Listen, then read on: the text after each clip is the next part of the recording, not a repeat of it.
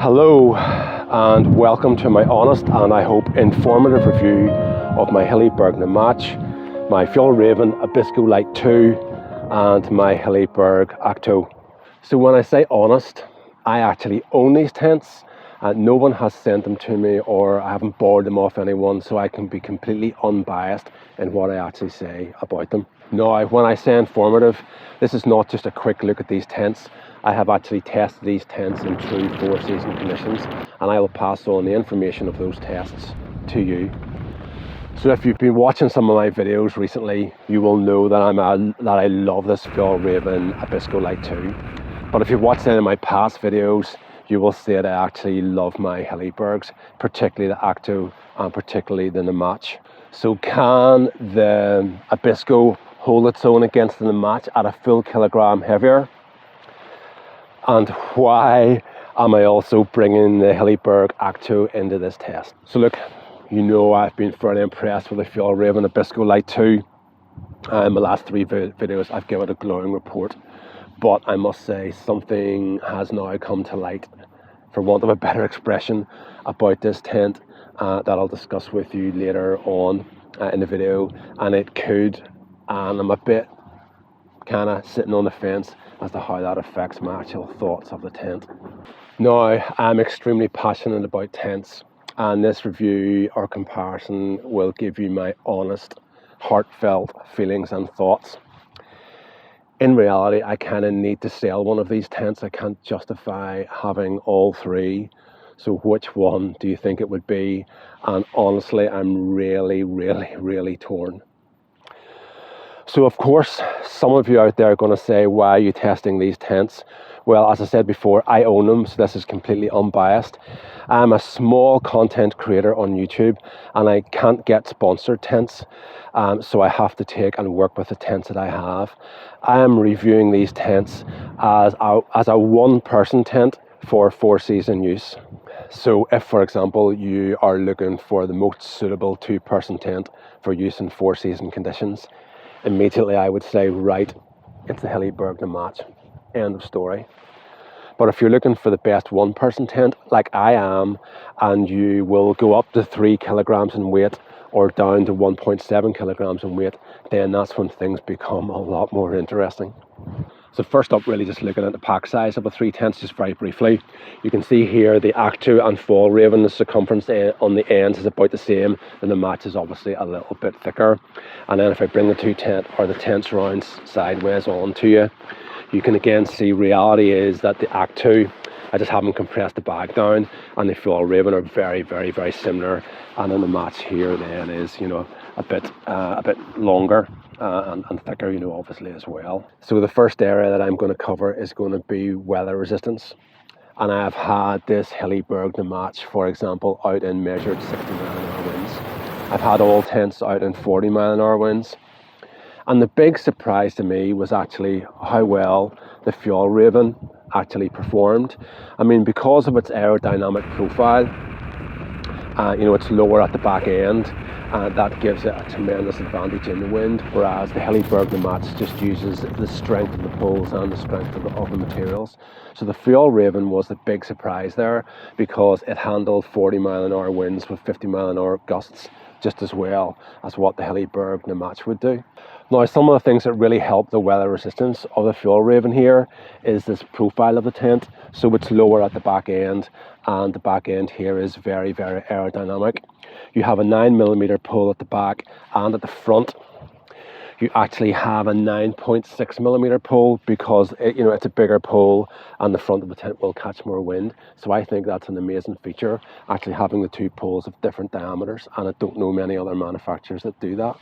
Now the Akto is pretty low, and it's also fairly aerodynamic from whatever direction, either end on and sideways on. You know, the pole here is really well supported by this double guy line system. The Hilleberg Nammatj here actually catches a lot of wind, and it's not the most aerodynamic, but it doesn't matter because the fabrics are so strong and the poles are so thick. And again, you know, you have a really well supported tent here with the double guy line system. So the back here of the Abisko Lite 2, again, high wind load will push this down, and it really does push against the inner, and that will just make, instead of the inner bathtub being vertical, it pushes it flatter, which reduces its height. And if there's a lot of water in the ground and that water comes over then you will have a leaking tent. So this next area is durability, you know, what I think in respect of the durability of all three tents. So first of all, starting with the Hilleberg Nammatj, it uses the most burly fabrics and it's a kilogram heavier than the Abisko, as I mentioned earlier. The fabric on this, the main fabric on the fly sheet is a 40 denier fabric. The inner fabric is 30 denier and the ground sheet is 100 denier. So looking at the Abisko durability wise, you actually have a 20D fabric on the main fly sheet body. It's reinforced of 40 denier actually in the high stress areas or potential abrasion areas. The inner fabric is like a 15 denier and the ground sheet is a 40 denier. So lastly here, the Akto is kind of somewhere in between 30D fabrics on the fly sheet and 30D actually on the inner and a 70D on the ground sheet. So the durability of the tent, I'm going to assess that by the fabrics that are used and the way that it is constructed or the way it is put together. So in reality, you know, I've had a good look on the tents and I've used them over a period of time, and construction wise, while the Fjallraven is made in the Far East and the Hillebergs are made in Estonia, I can't really see any difference in the quality of the construction. It's really good on all the tents. Fabric wise though, there's a big difference. And I think the easiest way to look at it or understand it is the Hilleberg Nammatj has a 100 denier or thickness of the ground sheet. And if we look at the durability basically on the thickness of the fabrics. So the Fjallraven behind me has a 40D ground sheet. So the easiest way to look at that is say that this ground sheet on this tent will be 40% as durable as the Hilleberg Nammatj. The Akto has a 70D ground sheet, so it will be 70% as durable as in the Nammatj, or almost, I think I'm getting this right, almost double the durability of the Fjallraven Abisko Lite 2. Now, in reality, you can use a footprint with the tent, so there is a way of getting around that, and it gives you the choice. It's just kind of to have a modular system. So next up, I'm going to look at the attention to detail and features on the tents. Again, you know, they're very expensive, so you expect, you know, that the features and attention to detail will be really, really good. So one of the features here of the Hilleberg Nammatj is the use of a metal ring at the end of the pegging strap, and that's just really to reduce the chances of that failing when the peg goes just through the strap, you know, and there's a lot of wind and abrasion that potentially could damage the strap, whereas when you have a metal ring, it just makes it that little bit more secure.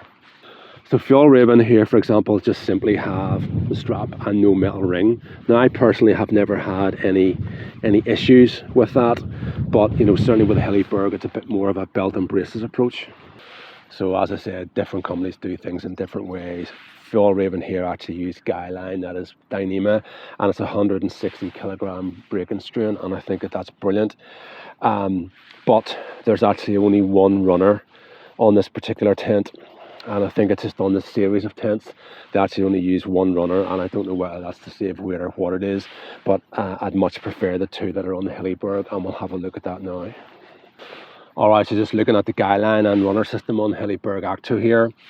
It's a thicker cord, I think it's 3mm as opposed to 2mm, and it's, believe it or not, it's actually not as strong because it's a mixture of different components, but it still is, I think, an 80 kilogram breaking strain, which is probably more than enough. But the benefit here is, you know, when this is thicker, it's just a little easier to use this with gloves on, and also you have two runners. And I think that that's something on the Fjallraven, you know, they really need to do better. There's no reason why you can't have two, because there are times when your pegs are kind of maybe frozen. I mean, they are 4-season tents, and there are times when your pegs are frozen, and the guy line doesn't want to slip around the peg, if you kind of understand what I'm meaning, you know, so you kind of need the two. If the point there at the peg is solid, then you can adjust the two guy lines to individually tension them, or the two runners, I should say. You are looking here at what Fjallraven call a fox's foot, and this is just simply a designated spot for each of the poles, and I actually think that that's just a nice bit of attention to detail and slightly different from how Hilleberg actually do it. Also, the Fjallraven tent here, you have a red pole that actually goes into a red pole sleeve, and at the back you have a yellow pole that goes into a yellow pole sleeve. And I think the combination of the actual colour-coded poles and the fox's foot is really, really good. Hilleberg here just use a cup, and this cup will actually hold 2 poles. I just think the Fjallraven is a little bit nicer in respect of the detail. Functionally, there's no real difference. And if you have different lengths of poles in the Hilleberg tents, they actually just have the poles the same colour, and they mark them with a bit of tape.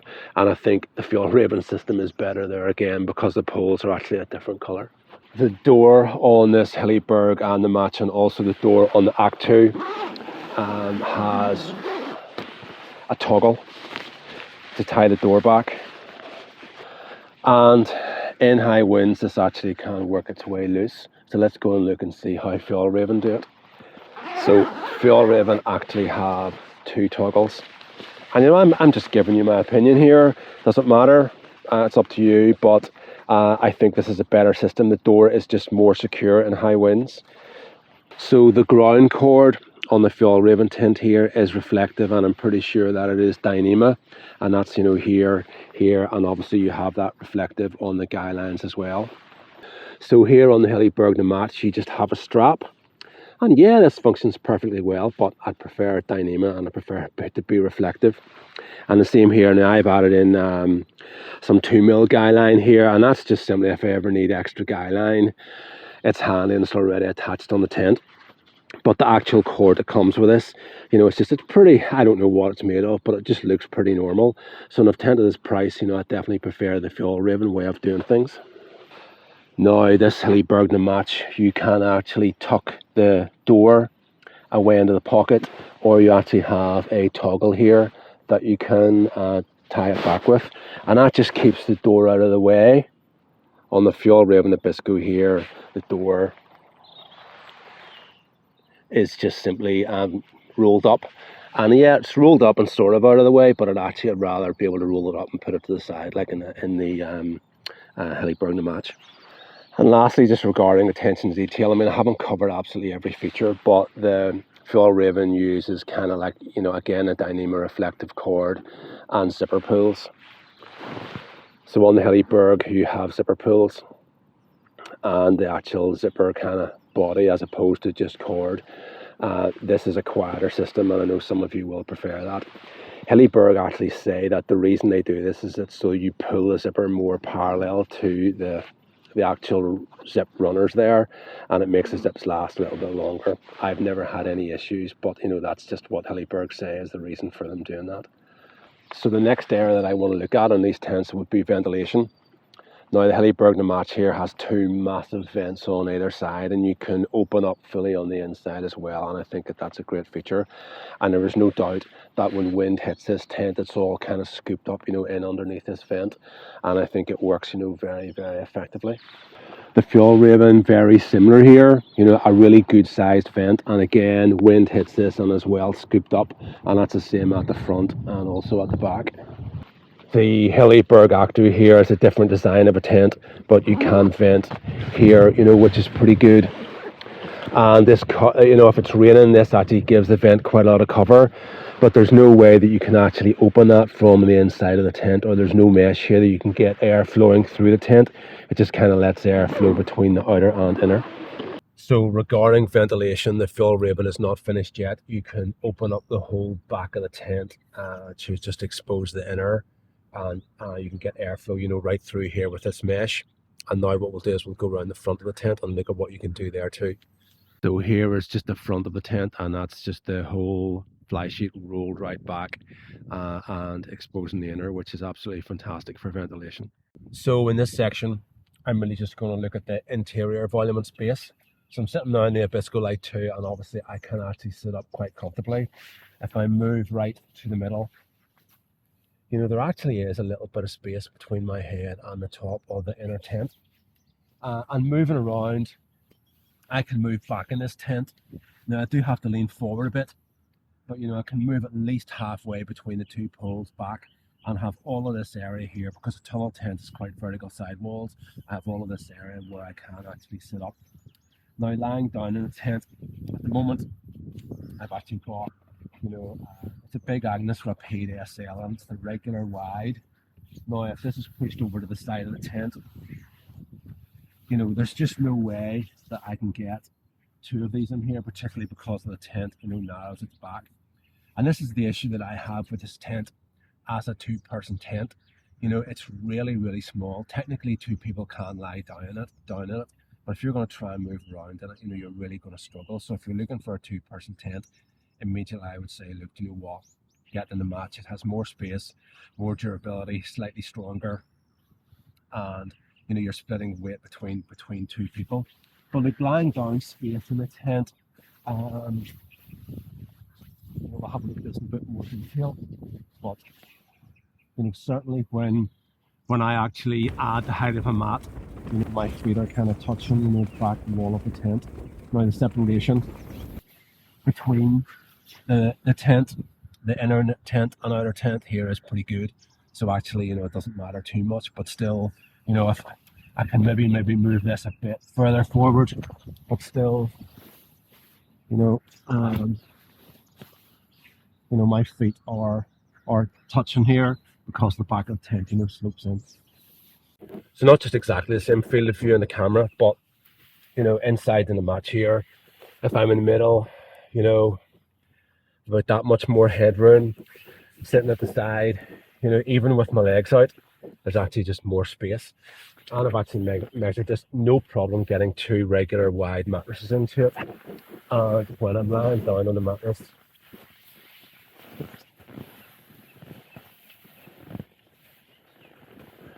you know, my feet are actually not, they're close, but they're not actually touching the back of the tent. So there is no doubt that there is significantly more space here, and I can move right back to the back pole. So just depending on how much room you want, you know, there's significantly more space, and this is a proper two-person tent, whereas the Abisko Lite really isn't, in my opinion. So here in the Hilleberg Akto, I again can actually sit up, very, very similar height to the Fjallraven, but obviously not as much as the Nammatj. But the issue is here, if I move back like that amount, I'm really, really limited space-wise, you know, by the sloping of the roof. You know, so yes, you can sit up in a tent, you can cook and organise, you have a great vestibule here, but you know, the roof really rapidly drops on either side, and that's just the issue that I have with Akto. It's quite a confined space. Now, in saying that, if you're doing it all the time, you kind of get used to it, but also when you zip up this inner, you know, you're lying in a tent, you know, the walls of the tent are close to you, the fabric here is quite close to your face, you know, as well. So when I'm lying down in this tent, because of the height of this mattress, you know, this is pretty close to me, and all around me, it's very, very close. Although to be fair, my feet are a reasonable amount from the bottom of the tent. So finally, regarding the interior of the tents, let's look at the vestibule volume. So here in the Akto, the benefit of this is just the length of the vestibule, because the vestibule is the full length of the tent as opposed to the width of the tent. So everything is actually very easily accessible.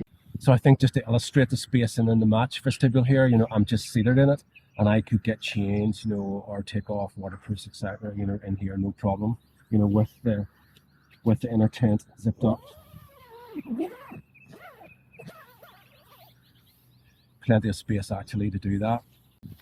So I'm now sitting in the vestibule of the Abisko Lite 2. For the size of this tent, I think the vestibule is probably quite good, but I'm just a little bit more restricted. I probably could still get changed if I needed to, if it got wet and wanted to stay and keep the dampness in the vestibule. But I would say it's about 80% of the size of the notch. So here I'm kind of sitting in the vestibule of the Akto, and again, I'm really limited, you know, headroom wise, and the space behind me can't really move into it. But you know, if I was kind of to pull my legs in, I'd be getting reasonable shelter. So again, I have actually changed in the Akto when I've been soaking wet and stayed in the vestibule and managed to keep the dampness outside the inner tent. So this vestibule, again, for the size of the tent, is brilliant. So look, I mentioned at the start of the video that there was something that had kind of come to light regarding this tent that maybe has dampened my view of it, so to speak. And I've always had a bit of a question mark over the thin fabrics when they're subject to proper, true 4-season use. And the tent has taken a little bit of damage here, and it's just where the tent 20D fabric meets the higher denim fabric of the pole sleeve. I can't see how it's got abrasion or how it's been careless. It just has been, I think, a weakness just somewhere along the line, and I've no idea why. In respect of construction, it's just simply one of the problems that you're going to have if the majority of the tent is made from that lighter fabric. So now for my final thoughts. And I really am honestly torn. So let's get the easy bit out of the way first of all. If you're looking for a 2-person, 4-season tent, then Hilleberg Nammatj. You know, the extra weight over the Abisko, for example, is a kilo, and that's split between 2 people. It is, you know, more durable, and you've got significant more space in it. So definitely the Hilleberg Nammatj. The Fjallraven, the space in it for 2 is limited. But this video is about, you know, looking at all of these tents for one person. And I think, you know, the Fjallraven is very, very hard to beat because for one person, it has enough space, it has great weather resistance, and it does everything well enough for most people. So I think it's a great tent. The Akto, you know, if space is not an issue for you and you're looking potentially for a bit more durability, then Akto is definitely the way to go. You know, this little issue that I have had with the Fjallraven makes it really difficult for me personally to decide for the type of use that I do. If I'm gonna sell, like I said at the start of this video, I was gonna sell one of these tents. Which one would it be, or which one will it be? I've owned them now, you know, for a significant length of time, so I can't really sit on the fence. It was going to be the Akto, but now that I've had this little fabric issue on the Fjallraven, you know, it's just put my doubt in mind for its, in regarding its durability for the type of camping that I would do. And mainly when I go out camping, I find myself, you know, with the wind a bit higher than forecast, and it's always a bit rougher of a camp than I had expected. And the Fjallraven, I've had it out on 3 occasions like that, and only 3 occasions, and now it's taken a little bit of damage, and I really don't think it's down to my lack of care or some accidental damage. I think it's just this mix of fabrics, and this 20D fabric over 80% of the tent. I'm just not so sure about that. So look, I hope that this video has answered some of your questions. I can't cover everything, I can't cover every aspect of the tent or the tents, but look, if there's something that you're unsure of or you think that I should have covered that I didn't, mention it in the comments. And if you like the content of the video, you would support the channel, give me a like, and a thumbs up, it's really appreciated, and obviously subscribe as well. So thank you for watching, and I won't be too long before I'll have another video.